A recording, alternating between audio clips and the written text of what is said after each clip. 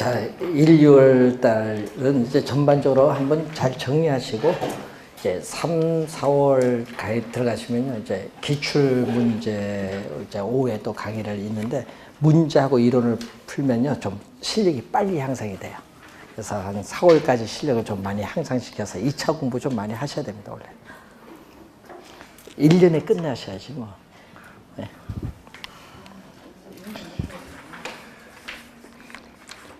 그래서 기출문제 강의하고 나중에 이제 좀 나중에 한 7월쯤 가서 뭐 중요 부분 얘기해 주는 것만 정리하시면은 시험 치는데 별 지장이 없을 것 같아요.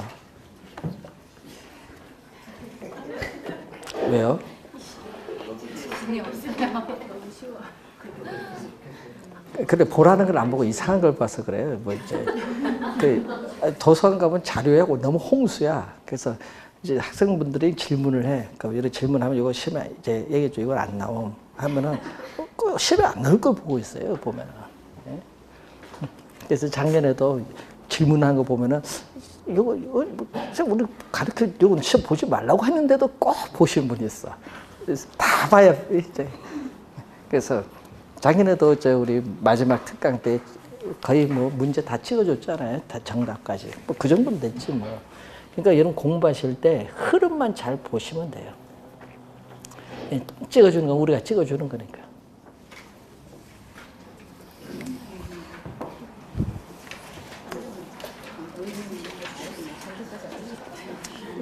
저희들이 이제 9, 10월은 제일 바빠요. 이제 특강도 막 다 가야 되니까 이제. 잘 찍어주잖아요. 진짜.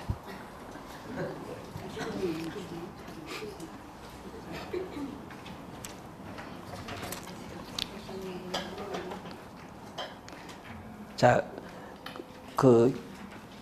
교재의 관리봅니다. 자, 최근에 이 관리를 보면은 관리는 취득을 해야 관리를 해요. 그러니까 취득을 하고 나서 부동산을 보유하는 기간 동안 관리를 하는데, 관리하는 건 뭐예요? 부동산을 취득을 해서 유지를 해야 되고, 보존도 하고, 또 개량도 하고, 또 운용도 해야 되잖아요. 운용에 따른 일체 모든 행위야. 처분할 때까지 관리가 이루어지는데, 그럼 부동산 관리가 왜 필요한가 한번 보시면은, 이 도시화 형상으로 인해서 도시로 인구가 집중이 되고 있어요. 그럼 도시에서의 토지 가격은 점점 집중이 되니까 오르기 때문에 단독주택 등이 아파트와 같은 공동주택으로 변화함에 따라 공동주택에 대한 전문적인 관리의 필요성이 나타납니다.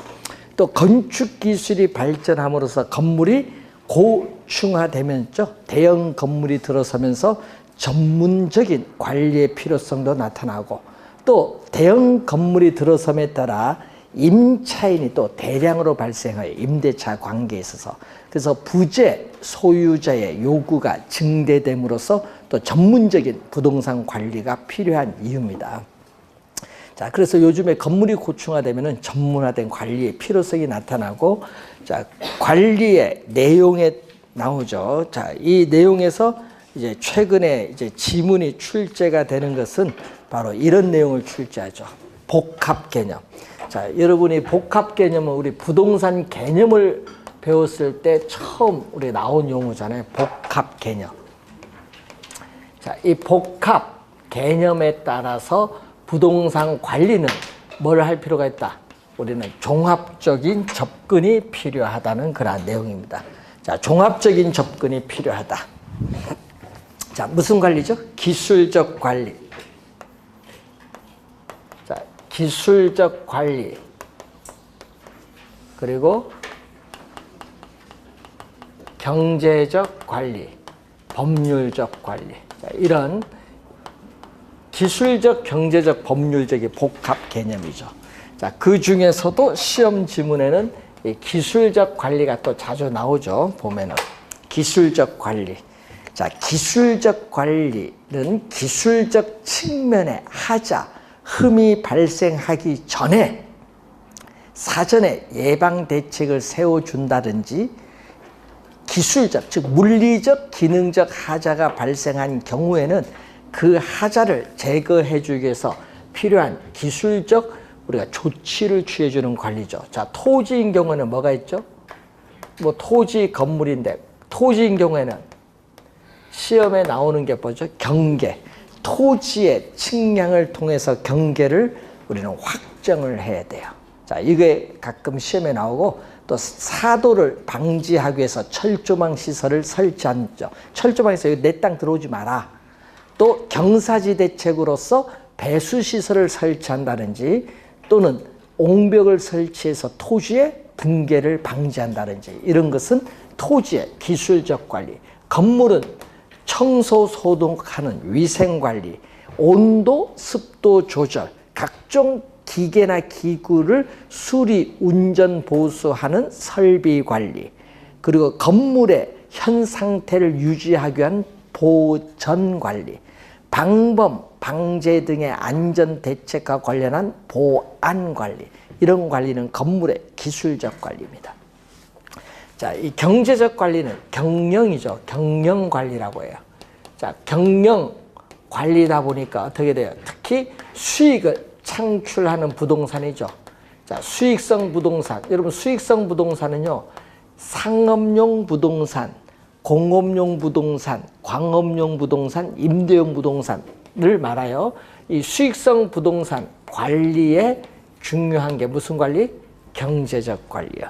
그래서 부동산 운영에 따르는 총 수익에서 비용을 공제한 순이익을 극대화하고자 하는 관리죠. 자, 토지는 낮이 상태 있는 토지를 활용하죠. 뭐 주차장 용도로 활용한다든지 건설회사에 모델하우스 부지로 제공한다든지 이런 의미겠고, 건물은 어떻게 돼요?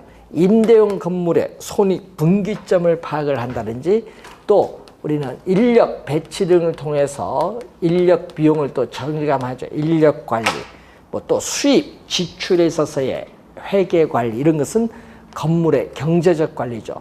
자, 법률적 관리 측면에서는 권리 관계를 확인 조정을 한다든지 토지에 있어서 법률적 이용 가치를 지목을 변경함으로써 개선한다든지 토지의 도난을 방지하는 대책으로서 관리인을 두어서 관리한다든지, 건물은 임대차, 예약이나 이 계약상에 있어서의 관리, 공법상, 규제상에 대한 관리는 전부 법률적 관리죠. 이 법률적 측면에 하자가 발생한 것을 제거해 주기 위한 관리가 법률적 관리죠. 자, 이러한 관리인데 기술적 관리가 가끔 시험 지문에 출제를 합니다. 정답 지문을 한 2번 출제를 했습니다. 자, 그러면 최근에 또 제일 많이 나오는 게 뭐 우리 관리 주체 196페이지에 이게 여러분이 좀 자주 나오고 있어요. 특히 뭐를 정답 지문을 제일 많이 묻는다. 예? 예? 정답 지문.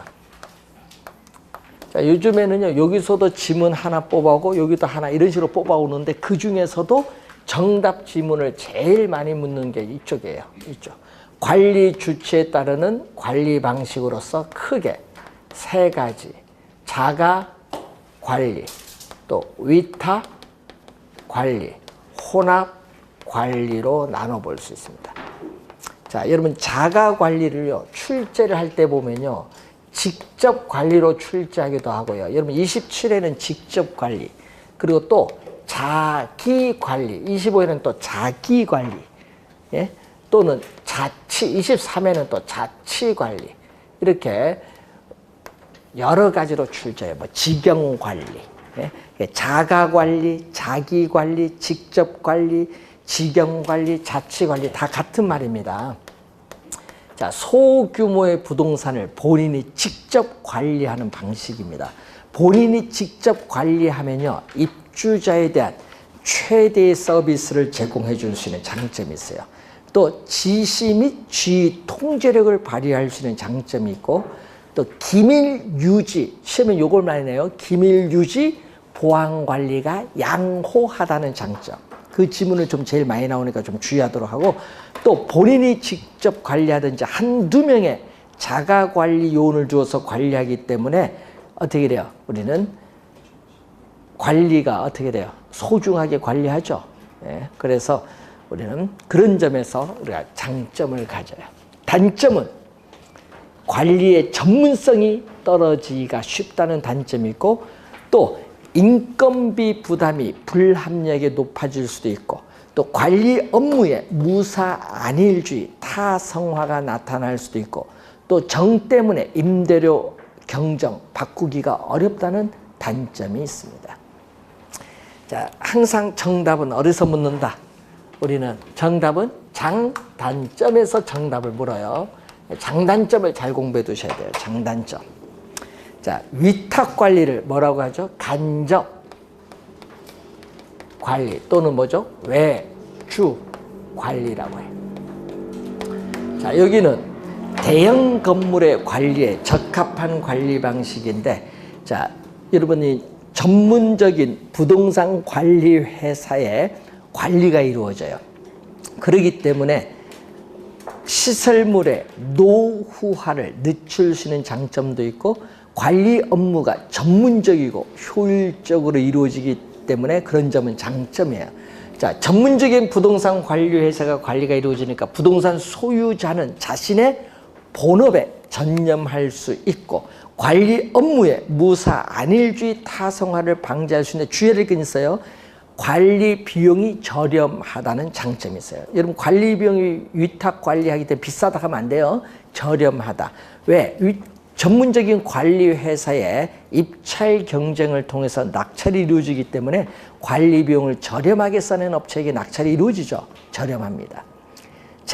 단점은 위탁 관리 요원들의 인사 이동이 심하죠. 자주 바뀌면은 관리 업무의 신뢰도가 떨어질 우려가 있고요.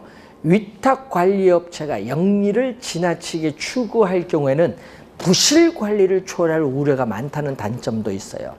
또 위탁 관리원들의 어떻게 돼요? 설비에 대한 애호정신 낮죠. 단점이고, 또 우리 주의해야 할 거는 기밀 유지, 보안 관리가 곤란하다는 단점이 있어요. 자, 그리고 혼합 관리는 자가 관리에서 뭘로? 자가 관리에서 위탁 관리로 이행되는 어떻게 돼? 중간 뭐에? 과도기에 나타나는 관리인데, 과도기에 유용하다는 장점이 있어요. 과도기에 유용하다는 장점. 또 뭐죠? 자가 관리에 있어서의 지시, 지휘, 통제력도 발휘할 수 있지만 위탁 관리의 편의도 이용할 수 있는 장점이 있습니다. 장점. 자, 그런데 문제는 위탁 관리인데 무슨 거죠? 일부분 필요한 부분만을 선별하여 위탁 관리하거든요. 그래서 관리 업무의 전부를 위탁하는 것이 아니라 뭐만 위탁한다? 부분 위탁하는 거야. 부분 위탁. 관리 업무의 일부분을 위탁하죠. 아까 필요한 부분만 선별하여 위탁을 합니다. 그렇기 때문에 어떻게 돼요? 전문업자를 충분히 활용할 수 없는 단점이 있고, 그리고 관리상의 운영이 잘못되면은 책임 소재가 불분명. 이걸 정답 3번 물었네요. 책임 소재 분명하다고 3번 출제했습니다. 분명한 것이 아니라 불분명하다는 단점이 있어요. 또 자가관리용과 위탁관리용 간의 의사소통이 원활하지 못하겠죠. 원활하지 못하고, 또 우리는 양 방식의 단점이 다 노출될 수도 있는 문제점은 있습니다. 장단점에서 정답을 묻기 때문에 잘 봐두시고, 197페이지에 전문관리 영역에 따라서 또 시험 문제는 또 뭐를 출제하죠? 네, 시설, 관리, 자산 관리, 이 두 개를 구별할 수 있느냐, 이걸 출제를 많이 하죠. 자, 시설 관리하면은요, 이제 말 그대로 우리는 부동산에 관한 각종 시설을 운영하고 유지하는 형태의 소극적 관리, 즉 부동산 소유자와 이용자의 단순한 요구에 부응하는 관리죠. 그래서 여러분, 우리 시설관리공단도 있잖아요. 시설만 유지 관리하는 거예요. 네? 소극적 관리예요. 어떤 게 있어요? 시설 관리하면은 그 내용도 가끔 시험에 나오니까 어떤 관리? 대표적으로 설비 관리, 또 건물에 뭐죠? 우리는 청소 관리, 또 보안, 방범 방지의 안전대책과 관련한 보안 관리라든지, 에너지 관리라든지 이런 게 다 시설 관리에 속하죠. 자산 관리는 부동산 소유자나 부동산 소유자나 기업의 재산, 부를 극대화하기 위해서 부동산의 가치를 증진시키기 위해서 여러 가지 관리 방법을 모색하는 적극적 형태의 관리를 자산관리예요. 여기에는 뭐죠? 언제 부동산을 매입을 하고 매각을 하느냐. 이거 중요하죠. 매입, 싸게 매입하고 비싸게 매각. 이거 중요하잖아요. 자산관리에서는. 또 포트폴리오, 분산 투자에 따르는 관리, 리모델링 결정, 재개발 결정, 재투자 결정, 투자에 따르는 위험 관리라든지 PF, 프로젝트 파이낸싱, PF 결정이라든지 이런 건 전부 뭐에 속하는 거예요? 자산 관리에 속하는 내용이 됩니다. 요 구별 두 개를 잘 하면 돼요. 시설 관리보다 높은 수준의 관리가 건물 및 임대차 관리, 프로퍼티, 재산 관리인데 뭐 여기까지는 할 필요는 없고 요 두 가지만 잘 구분해 두시면 되겠습니다. 자, 임대차 활동을 가는데 199페이지 보시면은 부동산 관리 활동 거의 대부분 임대차 활동인데 임대차 활동에서 가장 먼저 해야 할 일은 임차자, 임차인을 선정하는 일인데 임차자를 선정하는 기준이 나오죠. 주거용 부동산인 경우에는 어떻게 돼? 주변에 다른 임차인과 잘 어울릴 수 있느냐, 유대성을 기준. 그리고 상업용 부동산은 매출액과 걸리죠. 가능, 잠재 매상고를 기준.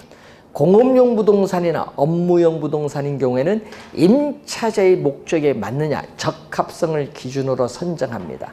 선정하면 이제 뭐해? 임대차 계약서를 작성을 하겠죠. 임차자는 뭐다? 의무고, 임차자는 권리고, 임대인은 의무죠. 이러한 권리 의무 관계를 나타내는 임대차 계약서에 작성합니다. 임대료 얼마 낼 거냐, 언제 임대료 통보할 거냐, 여러 가지 옵션사항 이런 거 다 계약서에 적어야 돼요. 자, 그래서 우선 임대료를 결정하는 방법이 거기에 세 가지가 나오죠. 199페이지 밑에 보시면은 총 임대차는 뭐에 적용한다? 아파트와 같은 주거용 부동산에 적용을 합니다. 그래서 봤더니 어떻게 돼? 임차인이 임대인에게 뭐를? 총임대료 납부해요. 그럼 총임대료 받아서요, 임대인이 뭐를? 세금도 내고 보험료도 납부하는 방식입니다. 아파트 같은 주거용 부동산에 적용하고, 순임대차는 임차인이 임대인에게 순수한 임대료만을 지불하고 그 외에 영업경비는 뭐다? 협상해서 결정하는데, 그래서 세 가지가 있죠.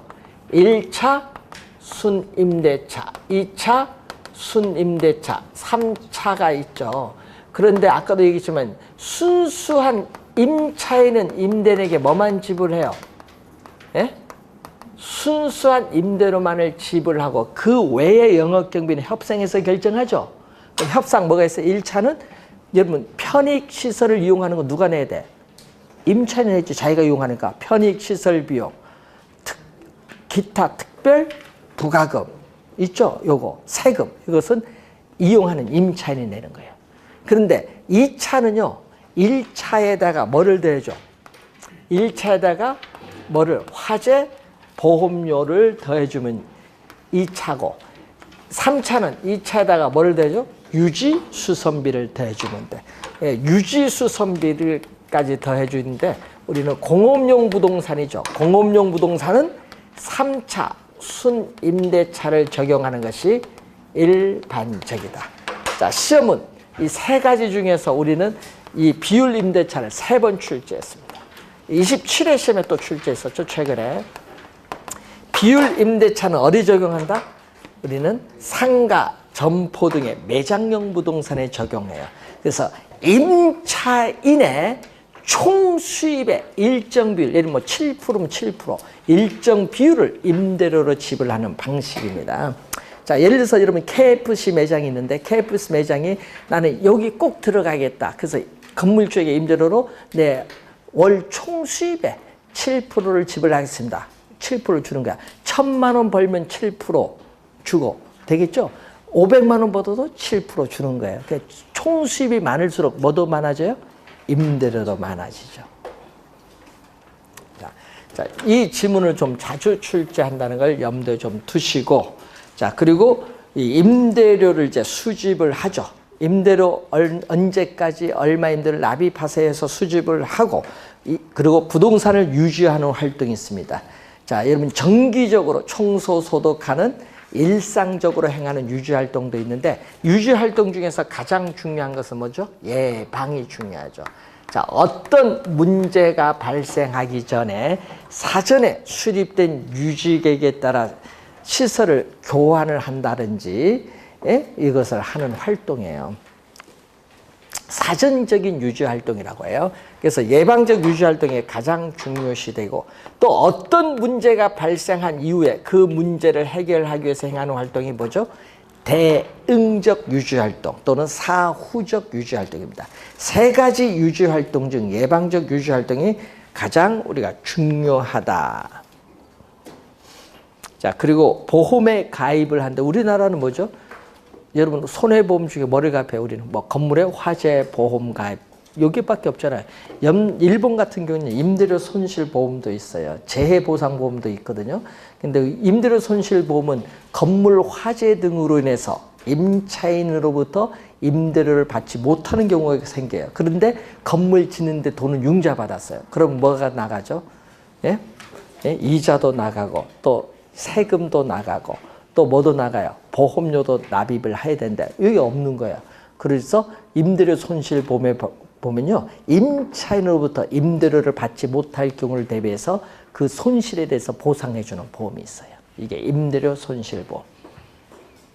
일본은 지진에 대한 보상보험도 있어요. 우리는 없죠.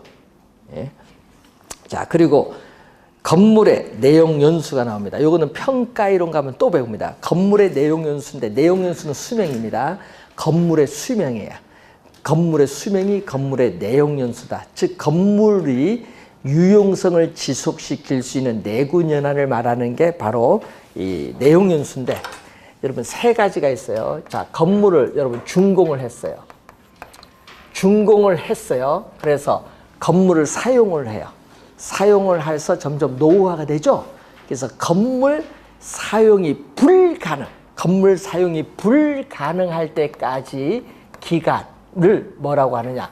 이걸 물리적 내용 연수라고 해요. 그러니까 우리는 건물을 정상적으로 관리할 경우에 물리적으로 존속이 가능한 기간을 뭐라고 하죠? 물리적 내용 연수. 그러니까 철거할 때까지 기간이다 생각하시면 돼요. 근데 이것보다 또 종계가 가까워요. 이 경제적으로 건물로부터 벌어들이는 임대료 수입 있죠? 임대료 수입과 건물 유지 관리하는 비용이 여기서 쌤 같다. 이 점을 지나서는 유지 비용이 더 많이 들어가, 수입보다. 여기까지가 경제적으로 수명이 끝난 거예요. 경제적으로 우리는 유용성이 발휘되려고 우리 예측 가능한 사용 기간을 얘기해요. 이게 바로 무슨 내용연수? 경제적 내용연수. 자, 그림을 한번 보면요. 이 경제적 내용연수는 물리적 내용연수보다 그 기간이 짧아요. 일반적으로 짧아요. 자, 경제적 내용연수가 끝나도 아직 건물의 수명은 남아있죠. 남아있는 뭐가 존재한다? 잔존 가격이 존재한다. 자, 기능적 내용연수가 있어요. 건물의 기능이 유효한 기간이에요. 여러분 설비가 15년 유효하다. 이런 게 있죠. 설비 이런 거. 설계의 불량, 설비가 부족하면요. 기능적 내용연수가 뭐가 돼? 여기 짧아져요. 예? 그래서 기능적으로 유효한 기간이 어느 정도 되느냐. 예? 자, 물리적, 기능적 내용연수, 경제적 내용연수를 또 우리가 출제를 한번 했었죠. 그래서 2번 우리가 개념을 묻는데, 물리적 내용연수는 22회 시험에 한번 우리가 또 출제를 했고요. 그리고 우리가 26회 시험에 또 생애주기와 내용연수가 또 출제를 했는데, 202페이지 보시면은 건물을 우리는 준공하고 나서 철거할 때까지 수명이 나타나는데, 자, 우선 건물 짓기 전의 단계가 무슨 단계? 전 개발 단계. 개발하기 전 단계. 그러니까 뭐가 있다? 땅만 있어요. 건축할 땅이 있어요. 건축 용지의 상태에 있는 단계. 건물 지으려면요, 주변에 유상 건물의 공급 상태, 임대료 수준이라든지 그런 걸 봐야 돼요. 예? 그리고 공실률 상태 이런 걸 보고, 또 개발하는데 공법상의 제한이 있느냐, 예? 이런 거 시장 환경을 잘 분석을 해서, 그러니까 건축 뭐만 있다? 땅 용지만 있어요. 그러다음 개발해도 괜찮다. 그러면 어떻게 돼? 착공해서 완공에 이르는 단계를 무슨 단계? 신축 단계. 그럼 이때는 아직 건물 사용하지 않았기 때문에 물리적 측면에서의 뭐가? 유용성이 최고가 돼. 그러면 이 신축 단계를 지나서부터는 사용을 하기 때문에 건물의 가격이나 유용성은 점점 감퇴하기 시작합니다. 그리고 세 번째가 뭐죠? 안정. 자, 이것은 22회 시험에 또 출제를 했었죠. 그리고 또 안정 단계는 뭐예요? 건물이 이제 본격적으로 우리는 안정되는 단계입니다. 장기간 안정되는 단계인데, 자, 건물의 기술적 측면에서의 관리를 잘 하면 건물의 수명이 연장돼요. 그러면 건물의 안정 단계 국면도 더 연장이 돼요. 그리고 여러분, 건물 뭐 고쳐야 되겠다, 뭐 비용을 지출하려면은 안정 단계에서 비용 지출하는 것이 적게 든다. 예? 그래서 자본적 지출, 건물을 개량하는 비용 같은 자본적 지출을 안정 단계에서 행하는 것이 비용이 적게 들기 때문에 유익한 단계다. 고치려면 어디서 고쳐야 된다? 안정 단계에서 고쳐야 돼요. 여러분, 몸이 안 좋다, 안정 단계에서 고쳐야 돼. 몸이 이제 막 아파서 고치려면 돈 많이 들어가요. 아프기 전에. 그래서 여러분, 공부하다가 좀 목이 좀 아프다 그러면은 어떻게 해요? 밖에 나가서 목 운동 좀 하세요. 여러분, 휴대폰 많이 보시면 목 디스크 걸리고요, 컴퓨터 많이 이렇게 하면 걸려요.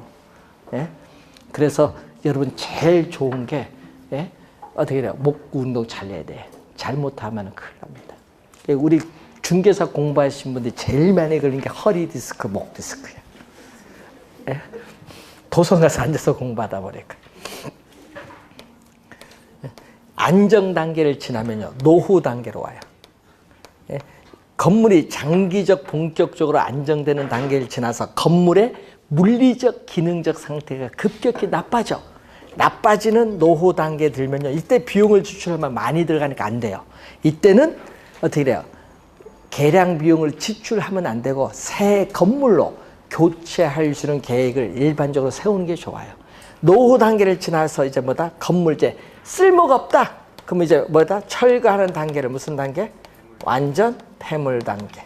이렇게 5단계가 나타납니다. 그래서 여러분이 요 두 단계는 26회 시험에 출제했었죠. 자, 우선은 건물의 관리에 대한 내용을 한번 살펴봤습니다. 자, 205페이지에 부동산 마케팅.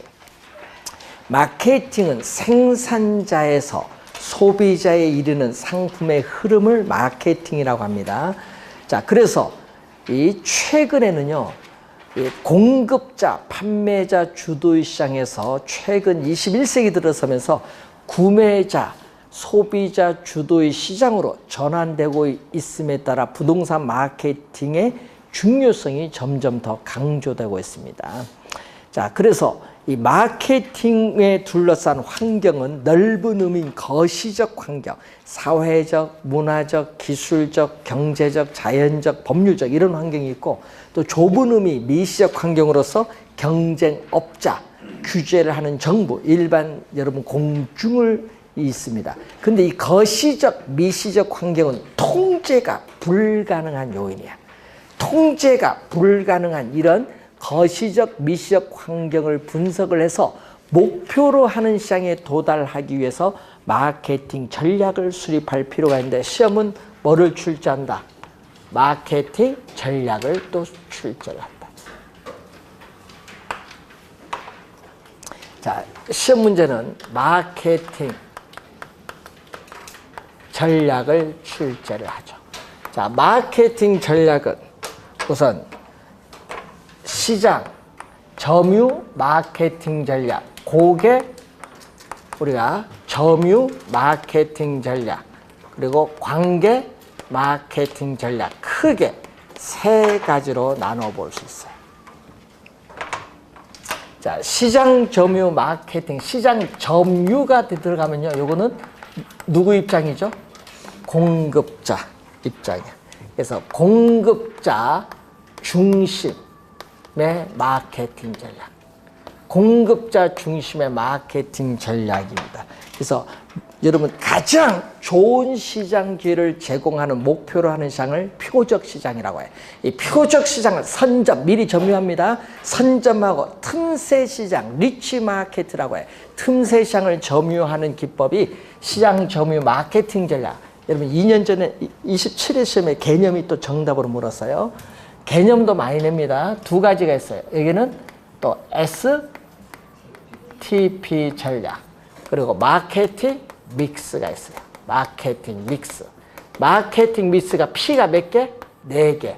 4P 믹스 전략이라고 해요. 자, 그러면 STP 전략은 S는요, 우리는 세그멘테이션인데, 자, 여러분 인구 우리 연령이죠? 연령. 예? 자, 여러분이 30대, 40대, 50대, 60대 이상 해서 연령에 따라 그리고 소득 수준에 따라 분양시장을 이렇게 세분화시켰어요. 이게 시장 세분화. 인구, 경제학적인 특성에 따라 전체 수요자 집단을 이렇게 여러 개의 집단, 소규모 집단으로 나누는 것을 뭐라고 한다? 시장 세분화라고 해요. 시장 세분화 전략. 시장 세분화 또는 시장 세분화 전략. 세분화. 그러니까 어떻게 돼요? 전체를 소규모로 나눈다. 나눴어요. 나눴더니 하나 정하자. 여기서 나눴습니다. 나눠서 나는 여기 딱 정해서 30대 하나 정한 거예요. 이것을 타겟팅. 타겟팅. 여러분, 자기 회사에서 공급하는 상품과 가장 일치가 되는 수요자 집단을 확인해서 그걸 정해요. 정해서 이 30대 집단에 나는 어떤 상품을 공급하냐, 30평을 공급할 거냐, 26평을 공급할 거냐, 이런 신상품을 기획을 하는 단계입니다. 이걸 뭐죠? 표적 시장을 뭐 한다? 선정하는 전략이다. 하나 정해. 그럼 정했죠? 정하면 여기 정했어요? 그럼 이 표적 시장, 동일한 표적 시장을 가지는 경쟁업체가 많아요. 대우, 프루조, 롯데캐슬, 현대, 힐스테이트, 코오롱, 하는채, 호반, 베드리엄, 대림, 이편한석, 이렇게 많지, 경쟁업자들이. 많아요. 그러면은 그런 동일한 표적 시장을 가지는 이 공급 경쟁자들 사이에서 자기 회사에서 공급하는 상품의 가격, 품질 등이 경쟁 회사 비교했을 때 어떤 경쟁 우위 전략을 가지고 고객의 마음속에 자기 회사의 제품 위치 어느 정도냐, 이걸 정하는 전략을 우리는 뭐라고 하죠? 포지션이라고. 포지션. 이걸 뭐라고 하죠? 차별화 전략. 여러분 요즘에 아파트 분양을 하는 거 보면 제일 요즘 핫 분양하는 데 보니까, 요즘 분양시장 보니까 GS건설이래요. 100% 완판을 시켜야 돼요. 그리고 이렇게 브랜드도 있지만 품질, 가격 이런 거 다 봐야 돼요. 그런 거죠. 이제 차별화를 어떻게 시킬 거냐. 차별화 전략. 근데 문제는 요 P는, 여기 있는 P는 여기 P가 아니라는 거. 여기 P로 또 출제합니다. 주의해야 돼요. 자, 여기서는 뭐가 있다? P, Place, 프로덕트, 프라이스. P 요게 4개입니다. 4개. 앞에 P 4개. 포지셔닝이 안 들어와요. 이 4가지 P는 통제가 가능하다. 여러분 아까 거시적, 미시적 환경은 통제가 불가능한데 이 통제가 가능한 요소의 P 4개. 근데 시험에 나오면은 여러분 제일 많이 어려운 용어가, 요게 좀 어려운가 봐. 플레이스, 유통경로 전략. 자, 유통경로 전략인데 말 그대로 어떻게 돼요? 우리는 부동산 개발 회사가 직접 분양을 하는 것은 직접 유통경로 전략이에요. 간접이 있거든. 직접 분양을 하지 않고 분양 대행사를 통해서 분양을 한다든지 주택금융기관이나 중개업소를 통해서 분양하는 것은 뭐죠? 간접 유통경로 전략이에요. 하여튼 여러분 이 3년 전에 또 사례 주어졌죠. 사례 주어지고 요 4개를 주어졌거든요. 사례 연결하는 문제도 출제했어요. 사례도 잘 알아둬야 돼요. 두 번째는 프로덕트 무슨 전략? 제품 전략. 요즘에 있죠. 뭐 3타입 형태에 있어서의 뭐 평면 설계라든지, 자, 지상의 주차장을 지하화한다든지, 자연 친화적인 뭐 실개천을 설치한다든지, 소규모 공원을 설치한다든지, 이런 건 뭐죠? 부대, 시설, 뭐와 관련이 있다? 배치 전략과 관련이 있죠. 뭐 이런 것은 요즘 프로덕트입니다. 프라이스, 가격 전략이죠. 자, 제품의 품질에 비해서 가격은 또 저렴을 해야 되고요. 또 어떻게 돼요? 표적 수요자의 금융기관으로부터의 자금 동원 능력과 연계한 전략이 중요해요. 아, 여러분 대출 못 받으면 분양 못 받아요. 요즘 보세요. 대출 규제가 강화돼서. 그래서 이 가격 전략인데, 자, 삼성 내면 아파트 전국의 어느 지역에 분양하든지 분양 가격이 똑같다. 이건 단일 가격 전략. 근데 삼성 내면 아파트 33평 아파트가 지역에 따라 분양 가격이 차이가 있다. 서울, 경기도 차이가 있다. 이건 뭐죠? 신축 가격 전략. 되겠죠? 네? 그런 전략. 어떤 전략 할 거냐? 할인 판매할 거냐? 할부 판매할 거냐? 이런 것도 있고. 예? 또 여러분이 구매력이 중요하거든요. 자, 여러분이 구로에 평당 4천만 원 아파트 분양 안 돼요. 거기서 뭐다? 저가 전략으로 가야 돼요. 예? 그런 식으로. 그런데 저 어디 강남에 에서는 얼마? 평당 5천 하면 완판돼. 고가 전략 가야 돼.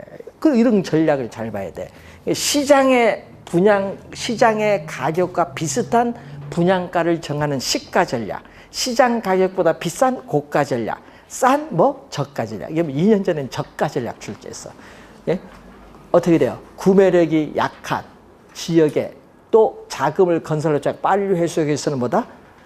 시장 가격보다 낮은 뭐를? 저가 전략을 분양을 해야지. 그거 출제죠. 예? 가격 전략, 어떤 전략을 할 거냐. 예? 프로모션은 뭐죠? 촉진 전략. 촉진 전략은 뭐가 있어요? 4가지. 자, 명시된 광고주가 광고 대금을 유료로 지불하고 불특정의 대다수를 대상으로 부동산 상품을 우리가 소개하고 정보를 제공하는 광고, 또 뉴스기사나 신문기사를 통해서 알리는 홍보가 있고, 또 보험 설계사처럼 쌍방향 커뮤니케이션을 통해서 강한 설득을 통해서 판매하는 인적 판매가 있고, 또 여러분 경품을 제공한다든지 이런 거, 투자 설명회를 개최한다든지 이런 판매 촉진이 있어요. 4가지가 이 촉진 전략에 속합니다.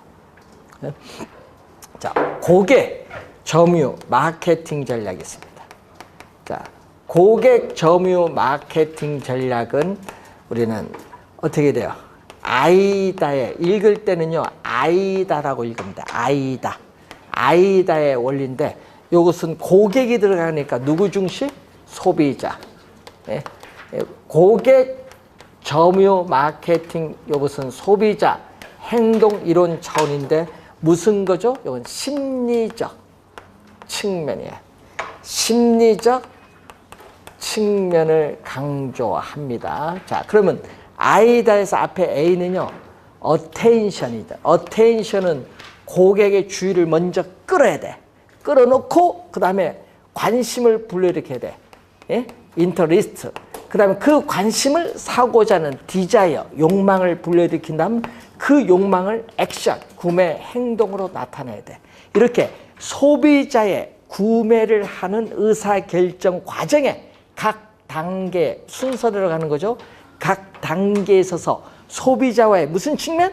심리적 측면, 심리 변화 단계거든요. 심리적 측면을 접점을 마련하여 우리는 어떻게 돼요? 마케팅, 전달하고자 하는 메시지의 톤, 취지 등을 조절해서 마케팅 효과를 극대화하고자 하는 전략이 고객 점유 마케팅 전략. 요거 원어로도 출자입니다. 아까 어테인션 뭐 있죠? 원어로도 출자인데 요 네 가지 번역도 알아야 돼.